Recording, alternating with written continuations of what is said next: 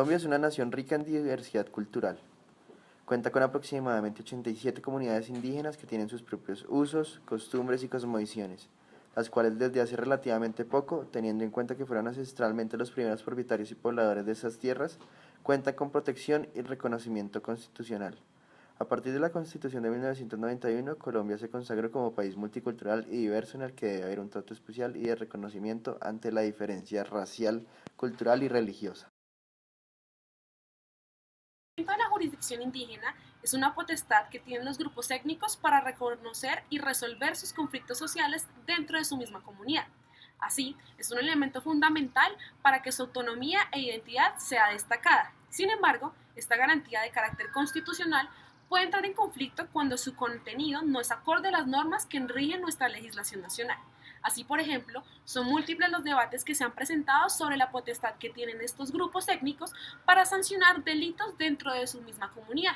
Especialmente, se ha cuestionado la posibilidad que tienen estas comunidades para castigar crímenes de índole sexual, ya que también el hecho de sancionar este tipo de delitos es un deber que tiene el Estado en aras de garantizar la administración de justicia.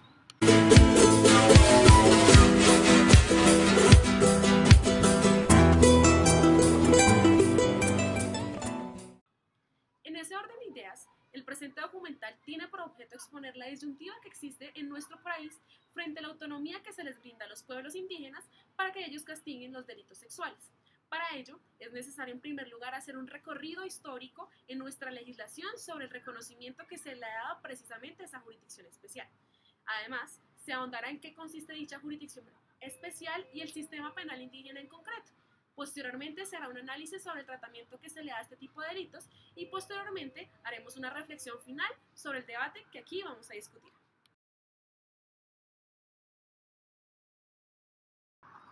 La creación de la jurisdicción indígena ha sido un proceso progresivo e histórico que inició desde la Constitución de 1886. Sin embargo, a pesar que solo en un principio se mencionaba la cuestión indígena, con el paso del tiempo el ordenamiento jurídico fue profundizando en el tratamiento de este aspecto. Con el fin de dar una perspectiva histórica, a continuación haremos una breve revisión de las fuentes jurídicas que trajeron como consecuencia la existencia de la jurisdicción indígena que conocemos hoy en día. El primero de los antecedentes legislativos de la Jurisdicción Especial Indígena está la Ley 89 de 1890. La facultad de los pueblos indígenas para administrar justicia no se encuentra normada solamente en la Constitución política y las leyes que la desarrollan, pues ya en la Ley 89 de 1890, como se estableció ya anteriormente, la cual está vigente a pesar de llevar más de un siglo de ser expedida, se hace referencia en ella a la aplicación de justicia. Específicamente, en el artículo 5 se señala que las faltas que cometieren los indígenas contra la moral serán castigadas por el gobernador del cabildo respectivo con penas correccionales que no excedan de 1 o 2 días de arresto. Posteriormente, en el convenio 169 de la OIT de 1989 se establecieron una serie de derechos para los pueblos indígenas y tribales en países independientes. Este instrumento contiene el reconocimiento de un amplio catálogo de derechos de los pueblos indígenas como la autonomía, el territorio, la consulta previa, salud, educación, trabajo. Entre los derechos reconocidos por el convenio, en el artículo 84 se consagra la obligación de los estados de tomar en cuenta y favorecer la conservación de sus costumbres, su derecho consuetudinario y sus instituciones propias. Igualmente, el artículo 95 establece la obligación de respetar los métodos a los que los pueblos indígenas recurren tradicionalmente para la represión de los delitos cometidos por sus miembros.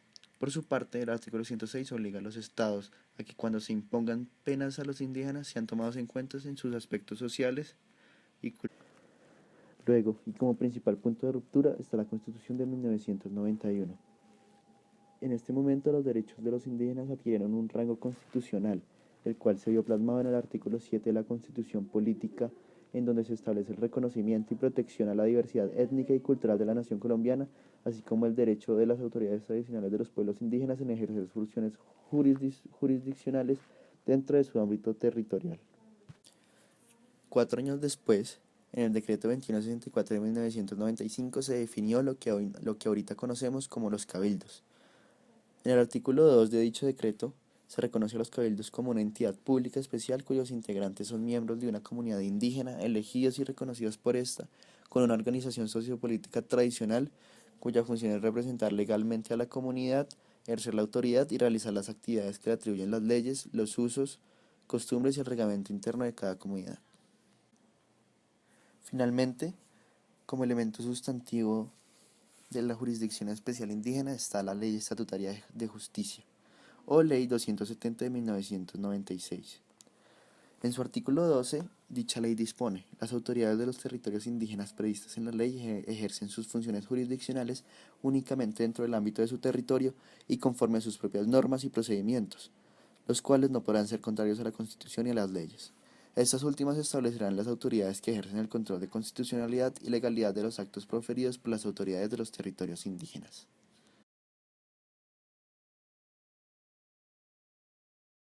El presente módulo expondrá el debate de la jurisdicción indígena, en especial la jurisdicción penal. Para empezar, se desarrollarán las diferencias entre la jurisdicción ordinaria y la jurisdicción indígena. Temas como el conflicto de competencias, la necesidad de mecanismos de coordinación y la concordancia con instrumentos serán los ejes centrales. Es así como se procederá a desarrollar lo referente a la jurisdicción penal indígena. La investigación se centrará en los elementos que poseen las comunidades indígenas para legitimar su propia forma de regulación, en especial lo referente a la administración de justicia. Las nociones de delitos y sanciones serán claves para terminar desarrollando las diferencias sobre la visión de los derechos humanos.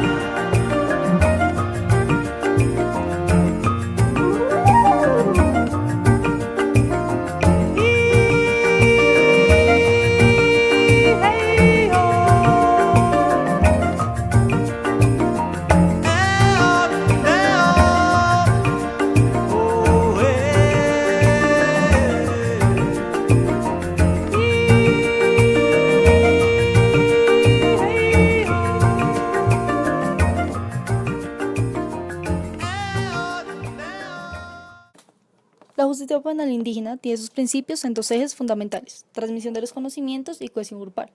En el primero se basa en la costumbre para estructurar un modo de resolver sus conflictos ante una agresión a los bienes jurídicos tutelados.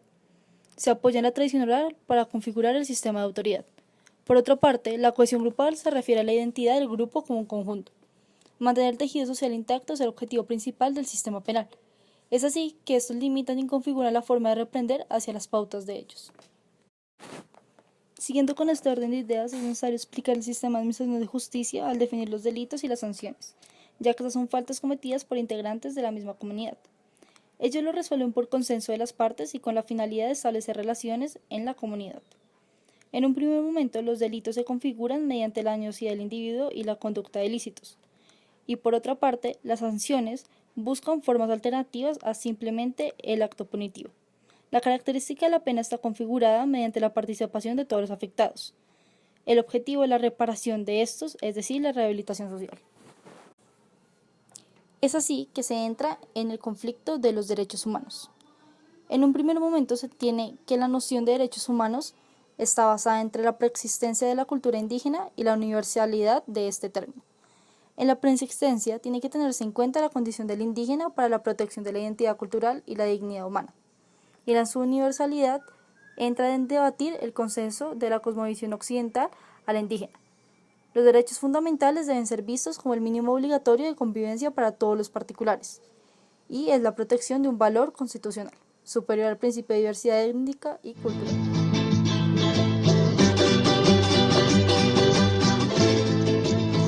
En la sentencia T-496 de 1996 del magistrado Carlos Gaviria dio un giro a esta posición y sostuvo precisamente dos de las reglas hermenéuticas más fuertes que hasta ahora se han utilizado, que han gobernado, en mi opinión, la imaginación constitucional en estos temas, que son, por una parte, la regla que sostiene que no es a mayor conservación que se logra mayor autonomía, sino es otorgando mayor autonomía que se logra mayor conservación y reproducción cultural, y que por lo tanto los jueces y los operadores judiciales deberían estar enfocados en conceder siempre mayor autonomía con independencia de ser indígenas más, menos, etcétera, etcétera, etcétera.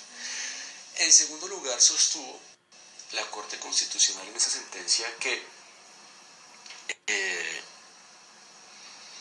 no podía interpretarse esta cláusula de restricción de la autonomía jurisdiccional de los pueblos indígenas como una cláusula abierta, absoluta, tan grande, sino que esos límites deberían estar marcados por lo que resultaba, y creo que aquí cito textualmente, por lo verdaderamente intolerable, ¿no? Por lo verdaderamente inaceptable, por aquellos mínimos, por un contenido valorativo mínimo que es irrenunciable.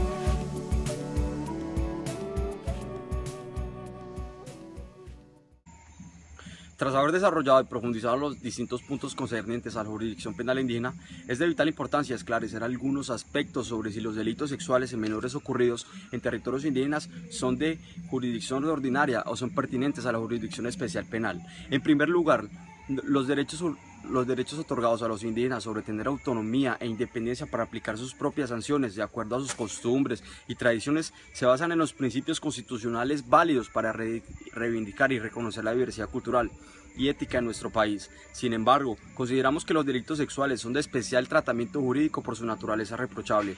Asimismo, como ya se establece en la jurisprudencia constitucional, la jurisdicción especial está condicionada a que las conductas punibles no sean contrarias a las normas constitucionales y a las leyes de la réplica. En conclusión, por ser una conducta que atenta contra los derechos fundamentales de un individuo y afecta el bien jurídico de una vida ajena, encontramos necesaria el manejo de estos delitos sexuales en jurisdicción ordinaria, jurisdicción ordinaria penal, más en una jurisdicción indígena especial.